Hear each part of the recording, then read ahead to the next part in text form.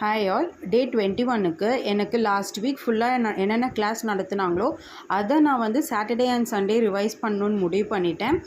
And Monday to Friday எனக்கு எந்த topic பிடிக்குமோ, எனக்கு எந்த டாபிக் என்கிட்ட நோட்ஸாக இருக்குதோ அதை வந்து நான் மண்டே டு ஃப்ரைடே கிடைக்கிற டைமில் ரிவைஸ் பண்ண போகிறேன். அண்ட் கிளாஸில் என்னென்ன டாபிக்ஸ் எனக்கு மண்டே டு ஃப்ரைடே எடுக்கிறாங்களோ அந்த 5 டேஸ்க்கு உண்டான டாபிக்ஸ் எல்லாமே சேர்த்து வச்சு சாட்டர்டே அண்ட் சண்டே நான் வந்து ரிவைஸ் பண்ணி படிக்கணும்னு முடிவு பண்ணியிருக்கேன்.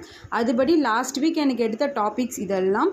ஸோ இதை வந்து நான் இன்றைக்கி சாட்டர்டேவே வந்து கம்ப்ளீட் பண்ணிவிட்டேன். எனக்கு அது ரொம்ப ஹாப்பியாக இருக்குது, என்னால் கம்ப்ளீட் பண்ண முடியுதுன்றதை நினச்சி பார்க்கும் போதே.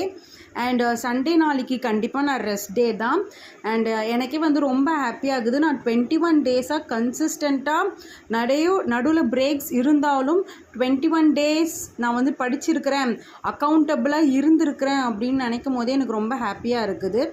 ஸோ நீங்களும் வந்து டைம் வேஸ்ட் பண்ணாதீங்க. நான் இடையில் 2-3 நாள் கூட படிக்காமல் இருந்திருக்கிறேன். பட் அந்த நாளில் கூட நான் வந்து கண்டினியூஸாக 1 ஹவருக்கு மேலே நான் படித்தது கிடையாது, ஆனால் படிச்சிருக்கேன்.